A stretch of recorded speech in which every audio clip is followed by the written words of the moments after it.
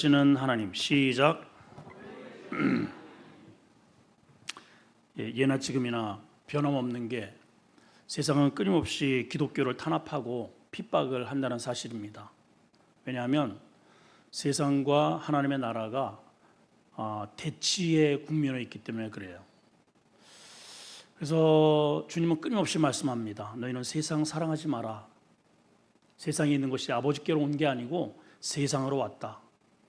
세상에 있는 모든 것들이 다 지나가되 말씀은 영원하니라 하셨기 때문에 우리 믿음의 성도는 이 세상에서 당하는 환난을 이상하게 여길 것이 아니고 내가 믿음의 말씀에 제대로 살고 있구나 생각하는 시간이 되시기를 바랍니다. 자, 오늘 정황을 우리 한번 보시면 1절에서 2절을 다시 한번 보시면 시작. 그때 헤롯 왕이 손을 들어 교회 중에 몇 사람을 해하려 하여 요한의 형제 야고보를 칼로 죽였다. 살벌합니다. 예수 믿다가 칼에 맞아 죽었네요. 참 참혹하죠. 자, 우선 이 정황을 좀 잘 한번 볼 필요가 있는데 우선 그때에 이런 일이 있었다 그랬어요. 그때가 언제일까요? 우리 앞에 정황이겠죠, 당연히.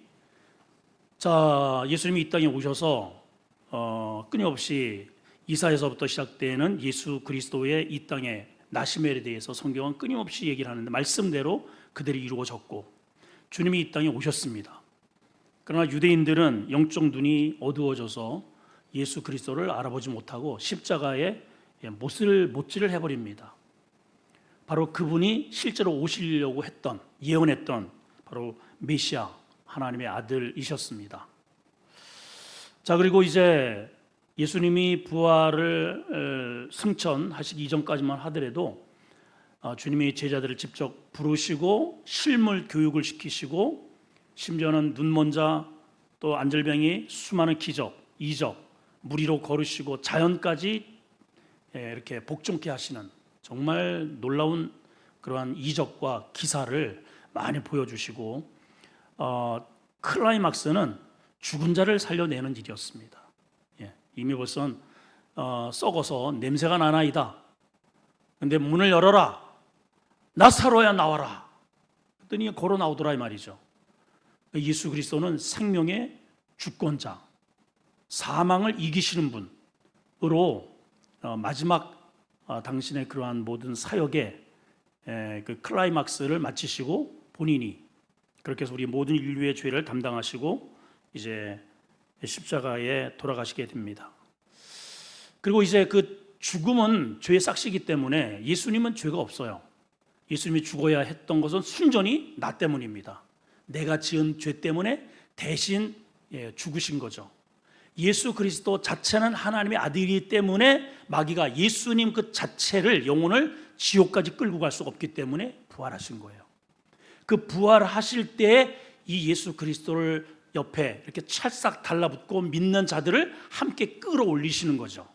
그래서 여러분, 너희가 내 안에, 내 말이 너희 안에 있으면 무엇이든지 원하는 대로 구하라. 다른 이로서는 구원받을 자가 없나니 천하인간에 구원받을 만한 다른 이름을 주신 일이 없다. 그래서 우리의 오직 소망은 예수 그리스도십니다. 유일한 통로예요. 그 이름 우리에게 예수님의 이름을 우리가 가지고 있다는 것은 정말 어마어마한 은혜입니다. 어마어마한 은혜. 이런 거죠. 은혜에 가면은 전부 다 나는 불량자입니다. 내 이름으로 도저히 땡전 한 푼 대출을 받을 수도 없고 뭐 통장 뒤져봐야 전부 다 마이너스고. 그런데 어떤 사람이 이거 가지고 가서 돈 달라고 해봐. 보니까는 재벌이에요, 재벌. 그러니까는 VIP실로 모십니다. 어떻게 오셨습니까? 저 이거 이렇게 해서 이거 대신 써주던데요. 그래가지고 차용증과 주민등록증을 딱 내미니까는 막 차 갖다 주면서 얼마 필요하세요? 여기 적기만 하세요. 그래가지고 거기다가 엄청난 액수를 적었더니 그냥 돈을 다 바르다가 주더라는 거죠. 내 이름으로는 안 되는데 그 재벌 때문에 주더라는 거죠. 예수님이 우리에게 그 이름을 주셨다는 것은 그런 거예요. 별로 이게 그런 거예요, 여러분. 내 이름으로 무엇이든지 구해라. 그렇잖아요, 주님이. 내 안에만 있어. 그래서 Jesus Christ. 이게 굉장히 중요한 말입니다. in 예수 안에 있다는 게 얼마나 이게 감사한지 몰라요. 그래서 이스라엘 백성들이 출애굽 애굽서부터 이렇게 쭉 그다음부터 광야를 지나서 정복의 시대와 그리고 열 왕기 시대를 통틀어서 이스라엘 백성들에게 제일 두려운 것은 뭐냐면은 진 밖으로 나가는 거예요. 우리로 온다면은 교회 바깥으로 나가는 것보다 더 저주스러운 일이 없는 거예요. 여러분, 이 예수 안에 그리고 신앙 안에 있다는 것이 최고의 축복입니다.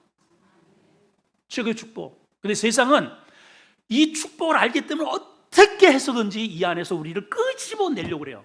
이게 안 되니까 무력으로라도 이것을 죽여서라도 우리를 끄집어내려고 하는 게 세상의 원리라는 겁니다. 그래서 핍박을 당합니다. 자, 오늘도 말씀을 보면 그때라고 하는 것은 이제 성령이 임하면서 베드로 사도가 한번 설교를 하니까 3,000명이 회개하고 5,000명이 회개하고 이거 뭐 그냥 폭발적으로 교회의 역사가 부흥의 성령의 역사가 막 일어나는 바로 그때입니다. 그때 마귀가 가만히 안 있겠죠, 여러분. 그래서 여러분 노예나 이런 이 주변에도요 부흥 안 되는 교회는 마귀가 쳐다도 안 봐요. 어차피 뭐 전도 안 하는 성도, 기도 안 하는 성도는 관심도 없습니다, 여러분. 누구에게 마귀가 관심을 갖느냐? 기도 열심히 하고 새벽기도 나와가지고 막 우랑발이 쭈르르파파 마귀가요 계속 틈을 노립니다. 저거 어떻게 저 꺾어버려야 되는데, 저거 어떻게 죽여버려야 되는데. 나에게 아무 일이 일어나지 않는다는 것은 내가 지금 신앙생활을 엉터리 방터리 한다는 거예요. 자, 물어봅니다. 요즘 어떠세요? 한번 물어보세요. 시작. 아무 일 없어요? 회개하세요. 회개. 회개해야 됩니다. 회개. 예, 잘못 믿고 있다는 증거입니다. 교회가 막 그냥 으쌰으쌰하고 막 무브먼트가 있고 성령의 역사가 일어나면 당연히 어둠의 세력이 찝적돼요. 자, 근데 여기 누가 등장하느냐? 헤롯 왕이 손을 들었다는 거예요. 움직이기 시작하는 거예요. 자, 헤롯은 누굽니까? 분봉왕이죠. 여기 헤롯은 헤롯 아그리파 1세를 뜻하는데 대헤롯, 그러니까 예수님 오셨을 때 바로 그 헤롯의 손주 뻘됩니다. 아리스토블루스의 아들인데, 자, 그 옆에다가 요런 단어를 하나 좀 적어 놓으셨으면 좋겠습니다. 나중에 이제 여러분들이 성경을 보더라도 이 단어를 계속 묵상하시면서 이렇게는 되면 안 되겠다, 참고로 하셨으면 좋겠습니다. 그 옆에다 이렇게 써놓으세요. 짝퉁, 위험. 자, 시작. 짝퉁은 위험하다 이 말이에요. 그리고 겉으로 봐서는 몰라요. 뭐 가방만 들고 다니면 나 학생인 줄 알죠. 근데 언제 진짜 학생인지를 드러나요? 중간고사를 보면 알아요. 이놈이 제대로 된 학생인지 아닌지. 맨날 이렇게 시험 보면은 이렇게 이제 선생님 눈치 보면서 머리를 그리면서 선생님 5번 안 배웠습니다. 선생님 10번도 안 배웠네요. 죄다 안 배웠는데요. 너 일로 나와. 졸았지 이놈 자식. 시험 보면 아는 거죠. 시험 보면. 우리 신앙도 마찬가지입니다. 자, 여기 보면은 헤롯이 누구냐? 대헤롯. 이두메 족속, 이 족보를 보게 되면 이두메 족속이거든요. 이두메가 뭐냐면은 구약에서 말하는 에돔 족속을 말해요. 에돔이 누구예요? 에소의 후손이죠. 자, 에소가 어디에 나오죠? 이삭의 쌍둥이 아들 야곱과 에소. 원래는 에소가 맏아들인데 에소와 야곱인데 왜 하나님이 에소를 이렇게 등을 떠 밀어버리셨을까? 다른 거 아닙니다. 너무 자기가 잘남 때문에 그래요. 나는 하나님 필요 없어. 내가 가진 이 실력과 이 남성다움을 가지고도 얼마든지 내가 이 세상을 활보하면서 살 수 있어 라고 그렇게 같은 뿌리지만은 하나님 없이 자기의 성읍을 건설했던 그러한 족속이 에서 족속입니다. 그래서 하나님이 에서는 버리시고 야곱을 하나님이 선택을 하시죠. 자, 이 에서는 그렇게 해서 하나님으로부터 제외된, 하나님 없는 그러한 삶을 살아가는데 그러면 하나님 없는 삶을 그냥 그런 대로 자기 만족으로 사느냐? 아니에요. 이상하게 하나님을 떠난 공동체는 반드시 이 하나님으로부터 나가는 이러한 이쪽 영적인 이곳을 끊임없이 반대하고 딴지 걸고 시비 걸고 늘 그래요. 늘 역사적으로 보게 되면 에서가 야곱이 이제 밧다라람으로 가서 20년 동안 대가족들을 데리고 올 때에 제일 먼저 뛰어나온 사람이 누구예요?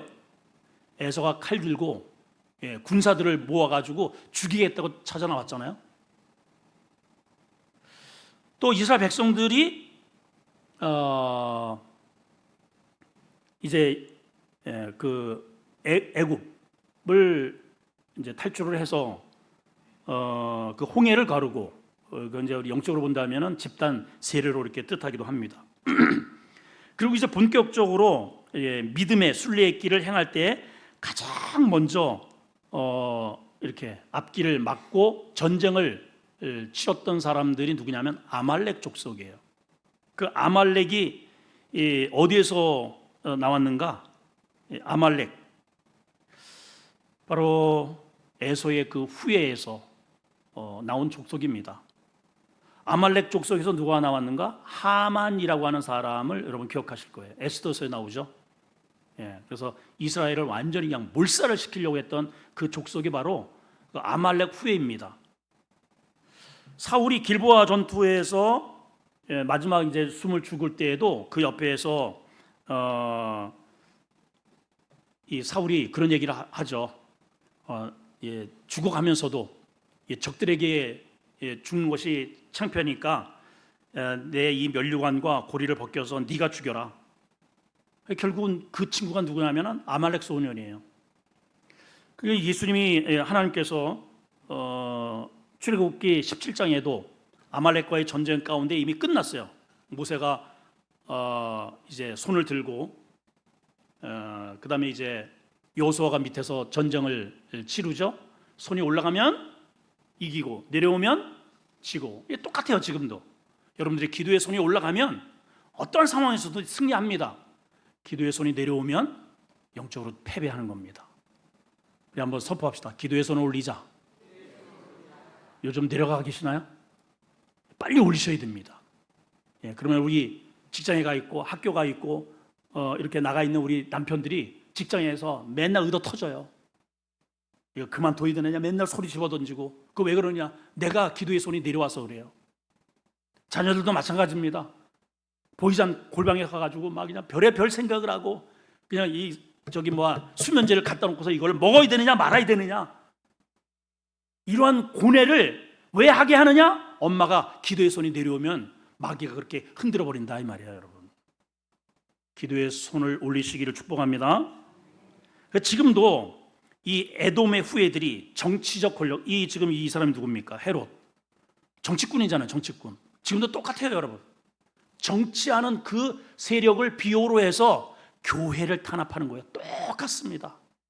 그래서 우리 믿음의 성도들은 이 짝퉁들을 조심해야 돼요. 짝퉁이잖아요. 짝퉁. 같은 계보에서 나왔지만은 하나님과 전혀 무관한, 뿌리는 같다고 하지만은 전혀 하나님과 상관도 없는 이러한 짝퉁이 오늘날에도 끊임없이 이러한 힘의 권력의 이러한 것들을 이용해서 끊임없이 대대로 싸운다 그랬다고요. 하나님께서. 오늘날에도 똑같은 일들이 벌어지고 있다는 것을 우리가 기억을 해야 됩니다. 자, 히브리서 12장 12, 3절을 한번 보십시다. 자, 시작. 그러므로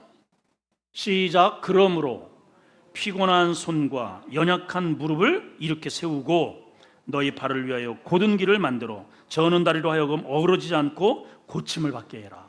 왜 그래요? 안 그러면 집니다. 연약한 무릎, 피곤한 우리의 손을 바로 세워서 하나님의 말씀 앞에 우리가 믿음의 행보를 끊임없이 해나가야 됩니다.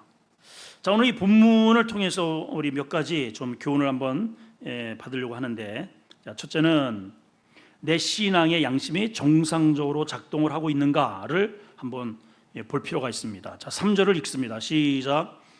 유대인들이 이 일을 기뻐하는 것을 보고 베드로도 잡으려 할 때 이 기간이 무교절 기간이라. 예, 그리고 4절에는 유월절 후에 끌어내자, 이제 이런 표현이 나옵니다. 자, 유대인들이, 자 보세요, 헤롯이 기독교도들이죠. 예, 야고보를 칼로 죽이고 또 형제들을 핍박을 하고 옥에 갇히고 이런 것들을 안타까워하고, 아니 어떻게 하나님을 믿는 믿음의 공동체를 저렇게 칼로다가 도륙을 할 수 있을까? 오히려 안타까움을 갖는 게 아니고 오히려 기뻐했다는 거예요. 무슨 말이에요? 영이 같다는 얘기죠. 함께 소통을 하고 있다는 거예요. 그래서 유유상종, 그러니까 겉으로 드러나는 것은 하나님의 백성이지만은 이렇게 뚜껑을 열어보니까는 완전 구렁이가 그냥 또아리를 틀고 있네요. 예, 마귀 자식. 그래서 예수님도 이 독사의 자식들아 그랬단 말이야. Son of snakes. 자기들은 아브라함의 후손이라고 아주 장담하고, 예, 그러는데 예수님께서는 너희는 너희 아비 마귀에게서 났다 그래요. 그러나 그 예수를 힘의 정치적 세력을 위해서 예수님을 십자가에 못 박아 버린 거죠. 그러니까 이들은 유대인이고 하나님을 믿지만 그들의 양심이 완전히 고장이 나버린 거예요. 전혀 움직이지 않는 거예요. 이 본문을 통해서 우리의 양심은 제대로 지금 작동을 하고 있는가를 보자는 겁니다. 자, 4절을 보십니다. 4절 시작. 잡음에 옥에 가두어 군인 4명씩 4패에 맡겨 지키고, 그러니까 사교대로 끊임없이 베드로를 아주 철통방어, 아주 철저하게. 이게 베드로를 지금 이제 예수님 그 수장을 갖다가 이제 죽였잖아요. 그리고 그 수제자인 베드로 마저 죽여버리면은 이 도당들은, 이 이단의 세력들은 완전히 뿌리를 뽑는다, 이제 이렇게 생각을 한 것입니다. 그래서 아주 철저하게, 그동안에 또 이제 뭐 무덤에서 시체 도륙 사건도 있었고 이런저런 자기들은 하느냐고 했는데도 이게 뭐 이런저런 문제가 있었단 말이죠. 그래서 아주 철저하게 지켜놓은 것 같습니다. 그래서 군인 4씩 4패에 맡겨서 지키고, 언제 거사를 하려고 하느냐? 유월절 후에 백성 앞에 끌어내어서 사형을 시키려고 했다는 겁니다. 자, 왜 유월절 후일까요? 이게 절기와 맞물려서 결국은 이제 뒤에 보면은 유월절 후에 하나님께서 기적같이 홍해를 가르시고, 여러분 유월절이 뜻이 뭐죠? 이스라엘 백성들이 애굽에서 400년 동안 이게 이 거대한 감옥에 갇혀 있는 그 죄의 감옥에서 탈출시킨 날, 그날 유월절이잖아요. 베드로 똑같아요. 지금 기독교의 새로운, 예수님은 이제 이 땅에 복음을 전해주시고 성령으로 교회를 태동하셔서 그 열쇠를 베드로의 손에 쥐어주셨단 말이에요. 내가 열면 닫을 자가 없고 닫으면 열 자가 없으리라. 내가 고백한 그 터 위에 내가 교회를 세우리니 음부의 권세가 이기지 못할 거야. 근데 보면 겉으로 보게 되면은 그냥 철저하게, 이미 벌써 야고보 사도 죽였죠. 성경에 보면 야고보라는 이름이 여러 명 나옵니다. 여기 보면은 야고보가 누구의 어떤 야고보냐? 세베대 아들 야고보예요. 세베대 아들 야고보. 세베대는 어부죠. 세베대는 어부고, 또 야고보 또 기억나시는 사람 있나요? 예수님의 친동생도 야고보입니다. 그는 이제 사도 야고보. 또 야고보가 있죠. 알페오의 아들 야고보. 성경에 보면은 작은 야고보로 이렇게 나오기도 하는데, 오늘 본문의 이 야고보는 세베대의 아들 야고보입니다. 자, 그는 어부에 의해 이 아들로, 그렇게 어부로서 이제 성경에 등장을 하는데, 성경에 보면은 그의 별칭을 울의 아들이라고 그랬어요. 그러니까 한성격해요. 그렇죠? 그리고 또 그 어머니가 나중에는 이제 길을 가다가 우리 아들, 당신 이게 권력을 잡으면은 양옆에 우리 아들을 좀 세워달라고. 그러니까 그 엄마의 그 아들, 그런 기질을 타고 일어났어요. 근데 그러한 성향이 변하고, 그래서 중간중간에 보게 되면은 예수님의 그 변화산 사건, 다른 제자들 많이 있었잖아요. 항상 3명을 항상 주님이 데리고 다니셨는데, 베드로, 그 다음에 또 요한, 야고보. 그 안에 늘 이 야고보가 있는 거예요. 야고보가 그 성질이 한 성격하고 불같고 또 출신이 어부고 거칠고 또 세상적 야망도 강하고 하는 사람이 변화산 사건에 있었죠. 야이로의 딸이 이미 죽었다고 그랬잖아요. 그럴 때 막 그냥 사람들이 막 울고 호곡을 하고 난리칠 때 딱 세 사람만 데리고 갔을 때 그 안에 야고보가 있었어요.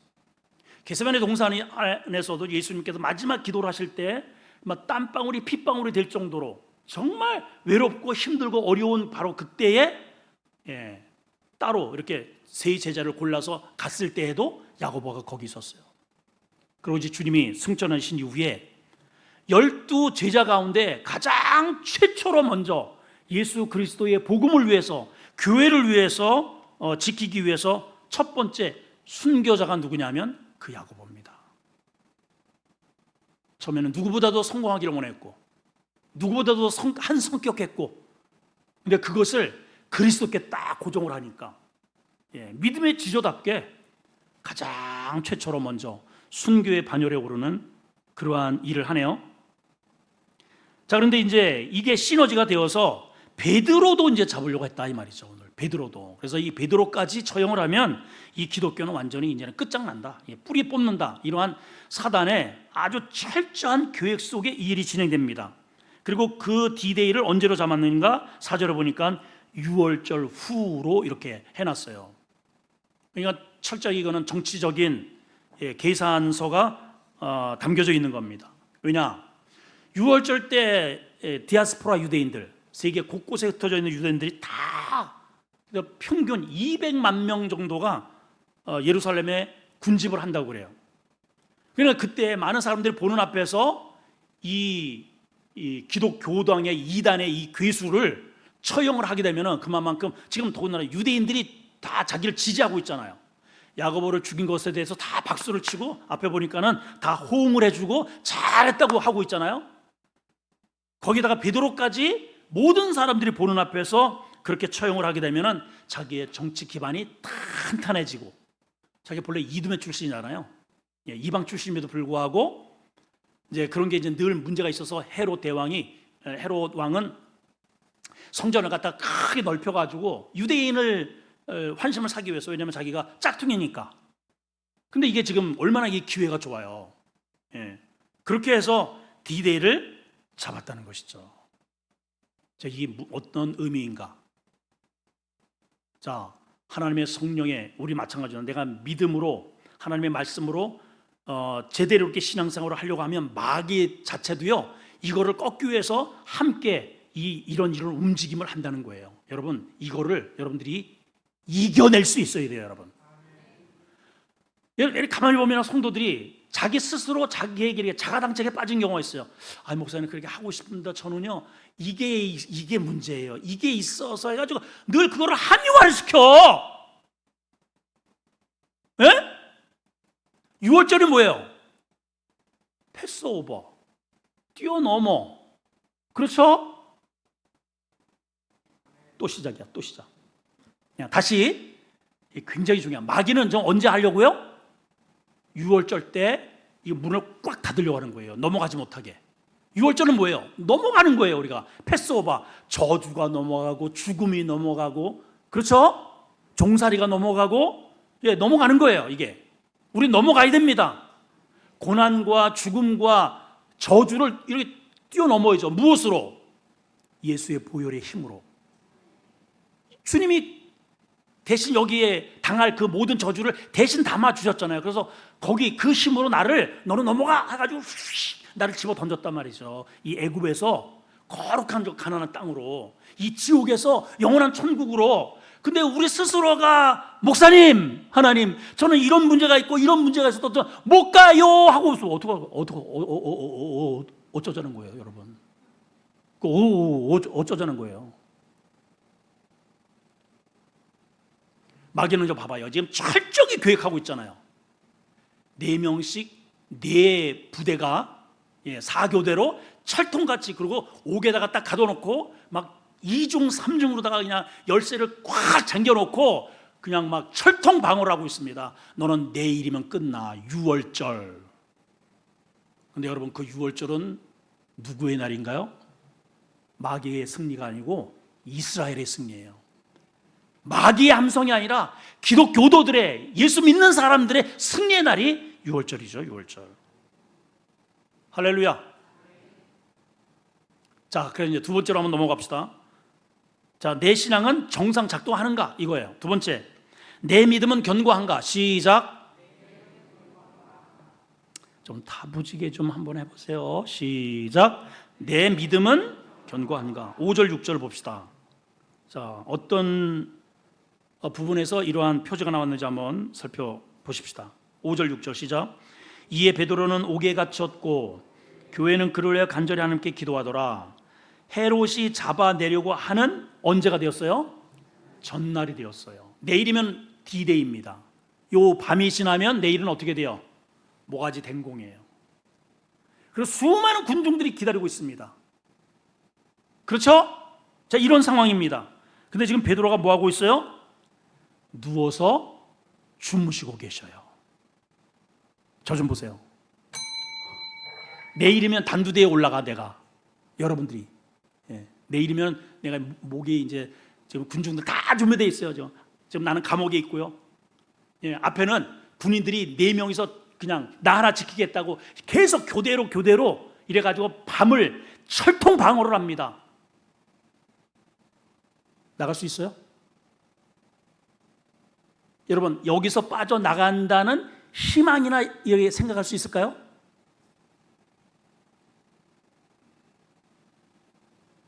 해야 됩니다, 여러분. 그게 우리 믿음의 배포예요, 성도들. 우리 한번 해봅시다. 하나님이 어떻게 하시겠지? 시작. 맞아요. 우리 믿는 거 그거 하나지 뭐요, 이게.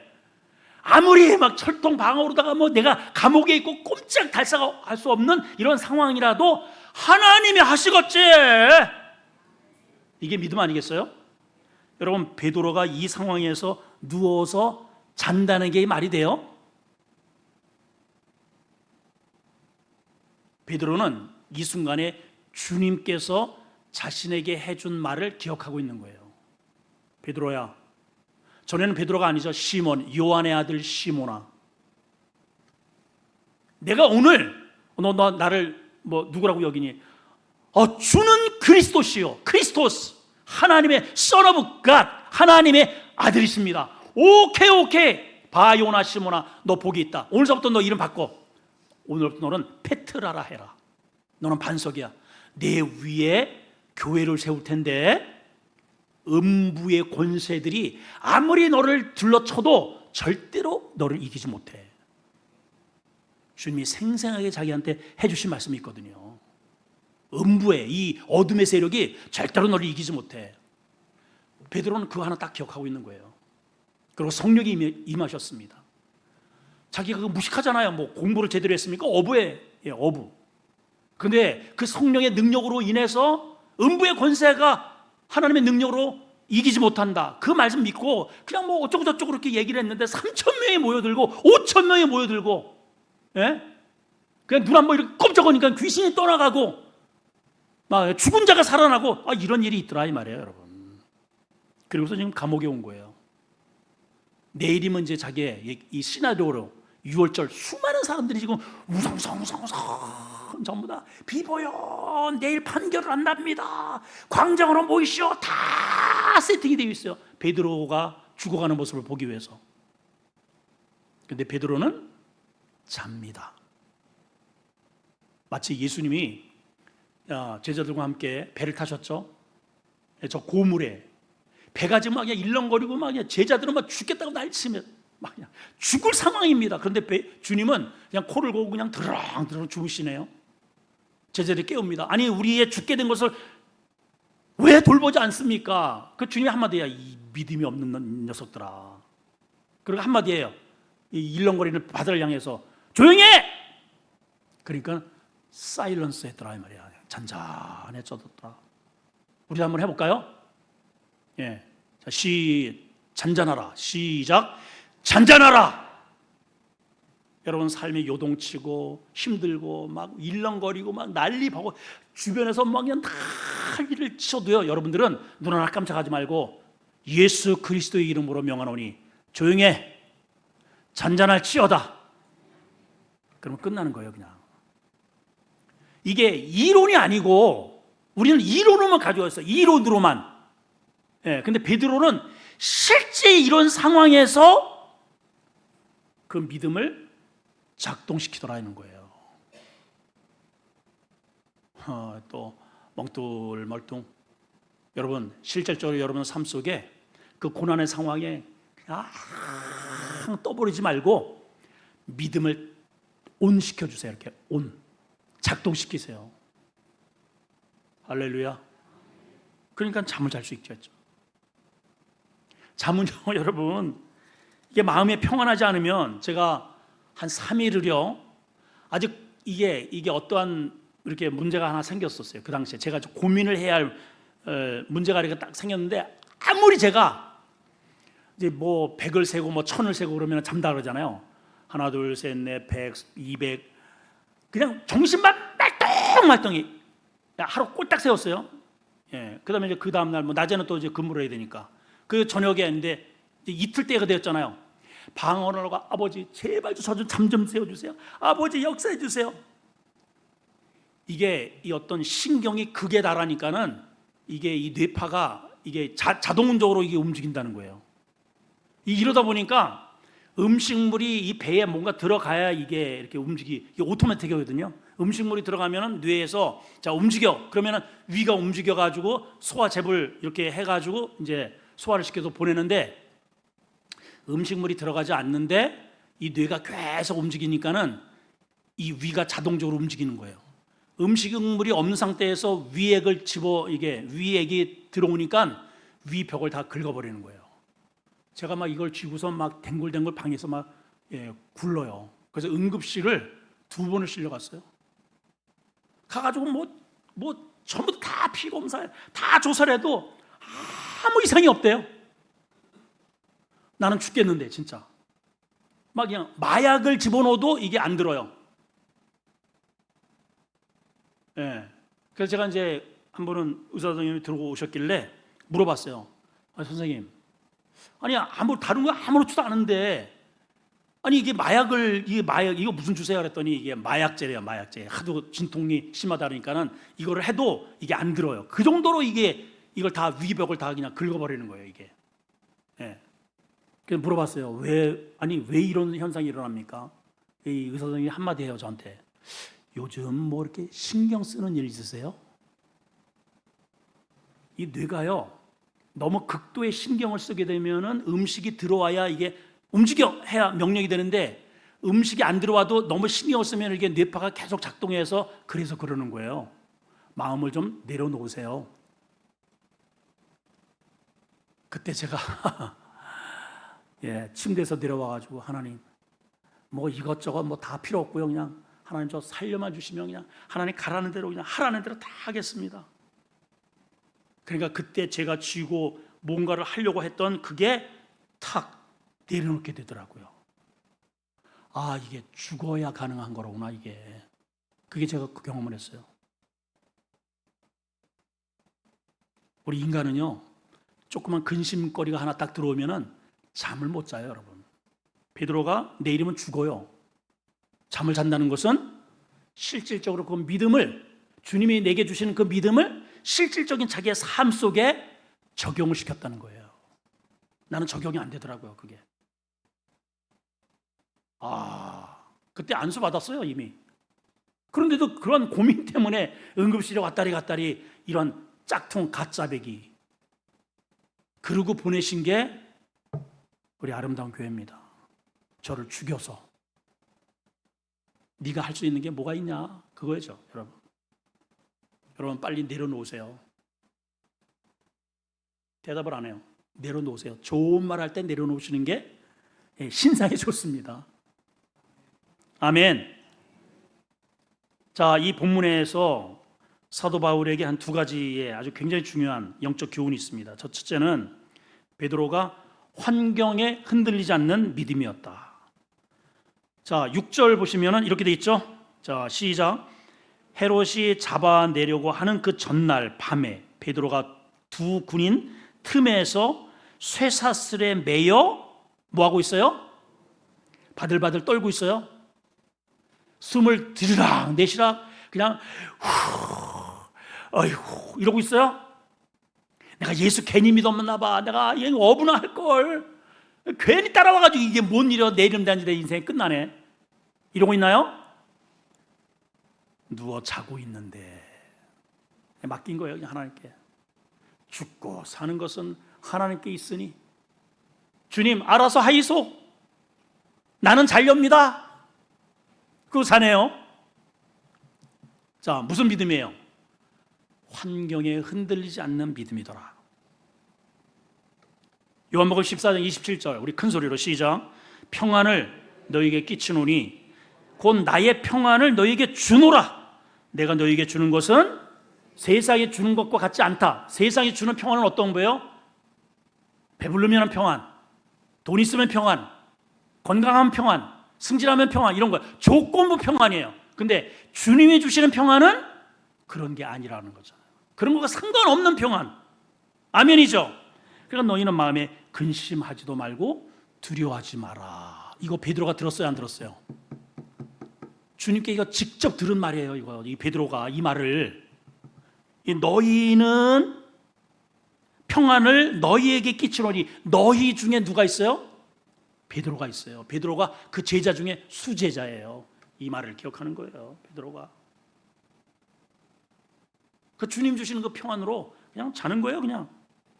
자, 두 번째는 이제 이게 더 중요합니다. 하나님이 하실 일과 내가 해야 할 일이 있다. 시작. 하나님의 일과 내 일이 있다는 거예요. 하나님이 하시는 일이 있고 내가 해야 할 일이 있다는 거죠. 자, 7절 8절 시작. 호련히 주의 사자가 나타나. 자, 베드로는 지금 뭐 하고 있어요? 자고 있어요. 근데 호련히 누가 나타났어요? 주의 사자가 나타났어요. 계속 있습니다. 시작. 옥중에 광채가 빛나며 베드로의 옆구리를 쳐 깨워 이르되 이렇게 말합니다. 급히 일어나라 하니 쇠사슬이 그 손에서 벗어지더라. 8절 시작. 천사가 이르되 띠를 띠고 신을 신으라 하거늘 베드로가 그대로 하니 천사가 이르되 겉옷을 입고 따라오라 한대. 9절 시작. 베드로가 나와서 따라갈새 천사가 하는 것이 생시인 줄 알지 못하고 환상을 보는가 아니야. 지금 꿈꾸는 것 같더라 이 말이죠. 10절 시작. 이에 첫째와 둘째 파수를 지나 시내로 통하는 쇠문에 이르니 문이 저절로 열렸다. 자, 언더라인 합시다. 10절 문이 저절로 열렸다. 7절 쇠사슬이 벗어졌다. 여러분 문이 뭐 이게 뭐 자동문인가? 이렇게 앞에 가면 우리 저 교회처럼 이렇게 스르르 열리는 그런 자동문일까요? 예, 쇠사슬이 저절로 끊어질 리가 없죠. 그렇죠? 대답하시고 그렇죠? 예, 그럼 이거 누가 하는 일이에요? 이 일은 하나님이 하시는 일이라는 거죠.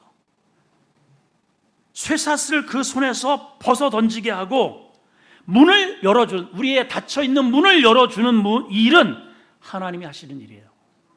우리에게 구원의 문을 열어주시고 죄의 사함을 받게 하시고 이쪽에서 이쪽으로 건너가게 하는 그 모든 길은 하나님이 여셔요. 하나님이. 내가 할 수 있는 범주가 아니에요. 그렇죠? 네, 그렇죠, 여러분.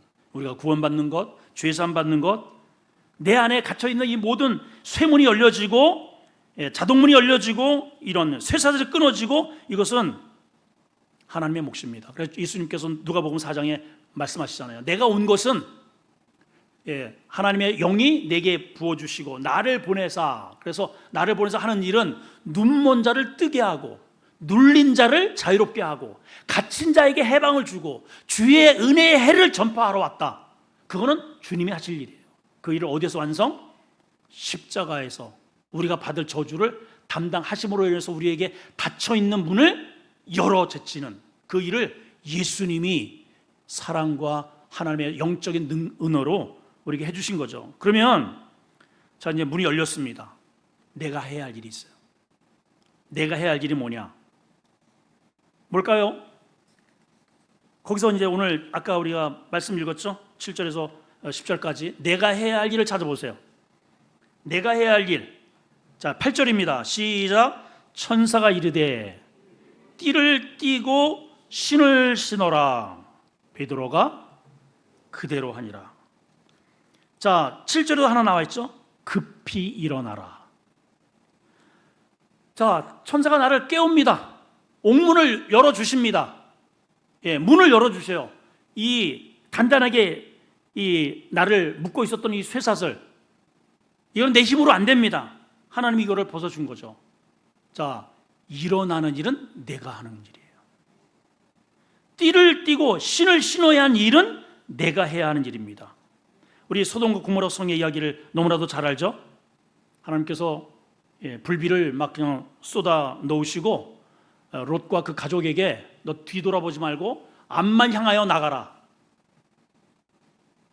근데 사위들은 그것을 농담으로 여겼다 그랬고, 딸들은 나오면서 술병을 들고 나왔고, 그 부인 롯의 아내는 이렇게 따라 나오다가 씩 뒤를 돌아봅니다. 예, 뒤를 돌아봐요. 하라고 하는 그러한 짓을 하지 않고 뒤를 돌아봐요. 허리띠를 단단히 묶지 않았다는 거예요. 하나님께서 자신에게 주시는 믿음의 신발을 제대로 안 신었다는 거예요. 그게 뒤를 돌아보는 겁니다. 그래서 누가복음 17장 32절에 보면 예수님께서 너희가 잘못된 길을 걸어갈 때 롯의 처를 생각해라. 어떻게 해서 그녀가 망했는지.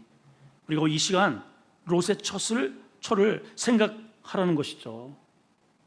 예. 왜 성경이 우리에게 끊임없이 의의 병기로 너희의 몸을 드리라고 하시는가? 왜 세상을 사랑하지 말라고 하시는가? 왜 끊임없이 담임 목사는 깨워서 기도하라고 하고 예배 좀 잘 드리라고 하는가? 다른 거 없어요. 제가 목소리를 높이는 것은 그거 안 하니까는 이 속에서 이게 역정이 생겨서 나도 모르게 소리가 높아지는 거예요. 왜냐하면 그렇게 안 되면 롯의 처가 되니까. 처제가 그거 성경이 보이잖아요, 여러분. 내가 해야 할 일이 있다니까. 내가 해야 할 일. 왜 그래요? 다 열어주셨잖아요. 지금 열어주시고 이걸 풀어주시고 내가 할 일은 뭐예요? 그 자리에서 일어나는 거 내가 해야 할 일이에요. 암흑의 감옥이지만은 신발 끈은 내가 할 수 있잖아요. 신발 끝. 허리는 내가 동길 수 있잖아요. 그렇죠? 이건 남이 해주지 않아요. 이건 내가 해야 할 일은 내가. 우리가 기도하는 것, 하나님께 부르짖는 것,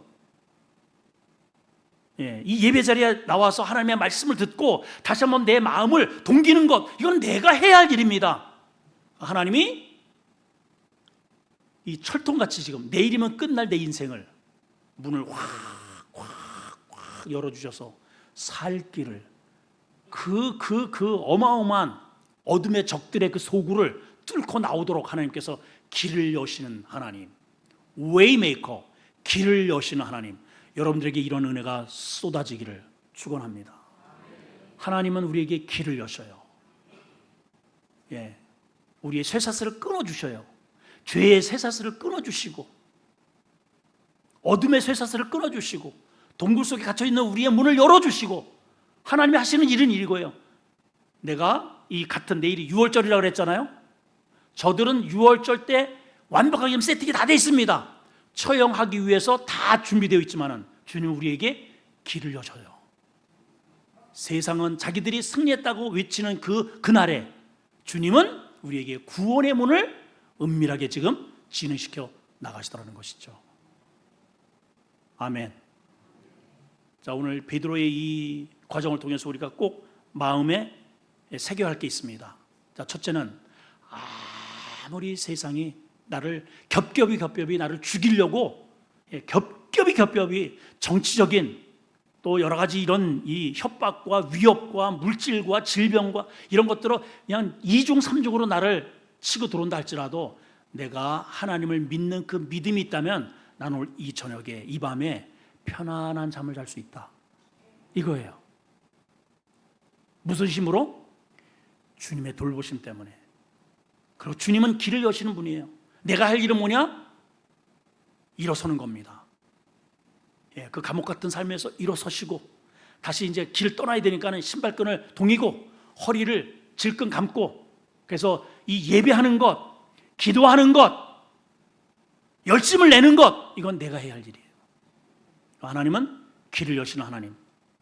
여러분들의 막혀있는 여러 가지 환경들을 하나님의 이 구원의 역사를 통해서 감옥 탈출하시는 실질적인 신앙의 승리가 있기를 축원합니다. 하나님 아버지, 우리의 환경은 예나 지금이나 똑같습니다.